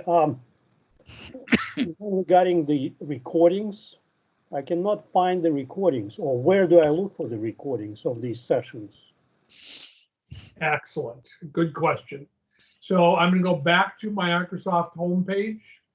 When we record a question, first of all, let me go to Teams again.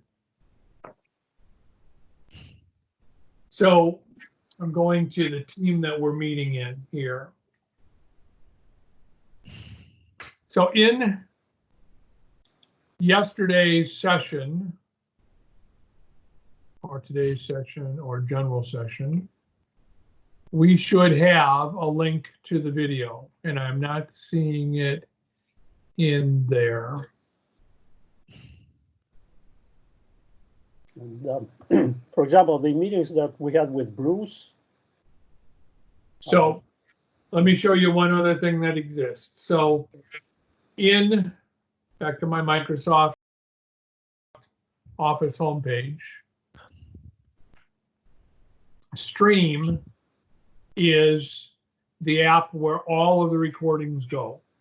And Stream holds for each school 500,000 recordings of up to 50 gigabytes per storage. So I go to my content and videos, and it brings up the videos of meetings that I've taken in the past. Okay. And Andre, this is Bruce. Mine wasn't recorded. I see. Okay, it does show the icon, but okay. And George, I don't have Stream. I have, Outlook, OneDrive, Word, Sway. Is it more apps? It's Office 365. Okay, yep. So where I went to Office 365, and we all have an Office 365 account because that's what our Outlook is through. Yep. But all of these apps are available to you, and Stream is. Oh, I see. Yep, got it. Okay. Stream is one of them right there. Yep. Okay. Okay. So, so your next question. The next question is, when we record, let's say on Monday I have a class, when we record, should we, is there going to be a link that I can copy and paste onto Blackboard, or should we direct the students to the stream? Yeah, I think there will be, you will be able to take a link and put it into your Blackboard, which is the best. That way you don't have to send them searching for things. But like, let's take this, this one that I did here. I'm going to go to, remember, triple dots gives you lots of actions. You can download the video. You can share the video. Okay. So I just am clicking the copy this link. And I'm going to hit close. I can actually hit email. And let's say if I sent it to Andre. There we go. I'm sending it to you. Send and close. You should have the link to the video that we did yesterday during our first training session. So you can capture your link by share, copy that link so it's in your clipboard. Go to where's my Blackboard here. I'm going to go to a class. I'm going to create an announcement in Blackboard. I'm going to say, please preview video from 31. CC to me, please. Lecture. Yeah. And then I'm going to, in here, just paste that link. If I send that, then my students will all have that link for that lecture. If I wanted, let's say that I had 2 students who were not able to attend synchronous meetings. Say they're in a different country, they're in a different time zone, they've got 3 kids who are school age that they're taking care of, whatever their reason, and they've made arrangements in advance, I would send them this link with a personalized email through my email system, telling them to make sure that they participate in the discussion, but also to observe the discussion we had in the classroom. So George, quick question then what you're saying is that if we record the class, it does not automatically populate into Teams? It does. I'm going to say that I was told it did, but I've also proven that it doesn't necessarily do it. You just saw me looking for the link that I thought would have been in our meeting from yesterday, because I copied that that meeting. I started the recording in that meeting, and I don't see it. Where if I go to a different team, let's go to our remote teaching class, in a week 1 review, it didn't show up in there, but in our preview week, it showed up in here. So I think you got to go find the link. Okay. But Andre, I want to show you one more thing in Streams that's important. Okay, so back over to my Outlook in Streams. One of the things that is really amazing about Streams is it also will create a searchable transcript that you can use with your students. So if you were going to, let's see, did I use the term quiz? I'm typing the word quiz into the search box, and it's searching through it and says, okay, yeah, I did mention it, and I click on it, and it takes me exactly to that spot in the video. So this searchable transcript is a great tool. It also, as you can see, created a closed captioning file. So somebody who's got disabilities is able to use this. Now to do that, I had to come down here to these triple flectals here, update my video details, and when this came in, it did not have a language in this box. So you have to select the language that you wanted to translate that transcript into. So you can do it in English, or you can do it in any other one. And it is going to, because I've selected this, automatically generate a caption file. So anyone who watches that video now is going to have closed captioning available to them. Is everybody clear on those steps? I think so. Okay. A little bit, yeah. And so once again, my expertise in Teams is, I found out about it about 10 days ago, and I have been going through as many trainings, and my typical training, which is actually for me to just keep trying things. I'm keeping on discovering where obstacles are and things like that. Andre, did you could we do a dry run somehow?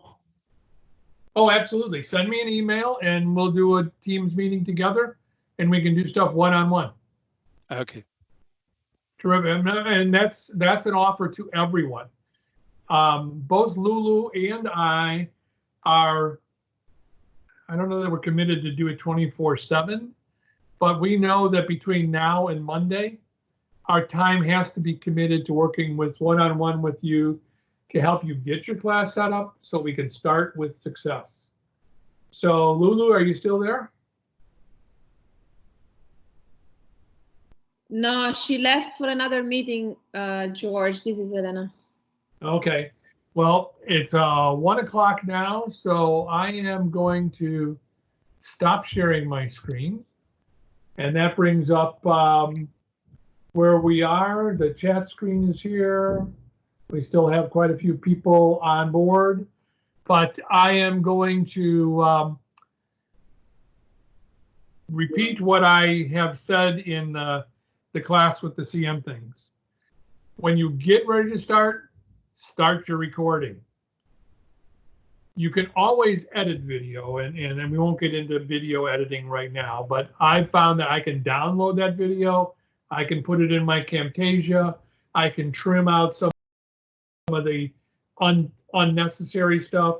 I can take pieces of it and make them into separate videos, and I'm going to do that. So don't be afraid to start your video 10 minutes before class and to be able to end it when you end it. Now, if you do not end your recording, you didn't record it. So you've got to go in.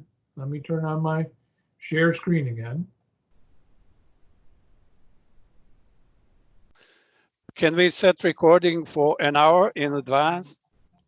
I think you can start recording because there's 50 gigabytes of limit to the record. You can probably start just about anytime. So if you wanted to record how you were setting stuff up, you could always trim that off before you had that be the video that you shared with your students. So under more actions here, once again, the triple dot gets used for a lot of multiple functions, but under the triple dot is the stop recording. So that's what I'm going to do. So when you are, this is a good thing too. So when you're in your classroom, if you have students who are not being sensitive to the fact that they've got background noise, you can go up here on your people thing and click mute all, and it mutes everybody's microphones. You can come to the triple dots here in your main control screen, and you can turn off incoming video. So people who have their video on can be turned off during your presentation so you don't have hysteresis and other lags that can be a problem. But I'm also going to, at this point, hit the stop recording and then say goodbye to all of you. So have a good afternoon. We will be having that session at 1 o'clock tomorrow. I will send a reminder to everybody on the faculty for spring, and we will see you then. But thank you so much. Oh, you're welcome. Thanks, Thank you, George. George. Thank you very much. Thank you. Thank you, Lulu. Thanks, George. Thanks. George, I have a quick question. You have a quick question for? Yeah. So even though we've added them as guests, they have full access to our classes. Is that correct? And they'll be able to attend our classes as a guest? As we sit right now, I'm going to say yes, and I'm going to continue to work with my guinea pigs this afternoon and try some things. Okay. Terrific. Thank you, guys. Thank you. Bye Thank now. you very much, George. Great job. Thank you.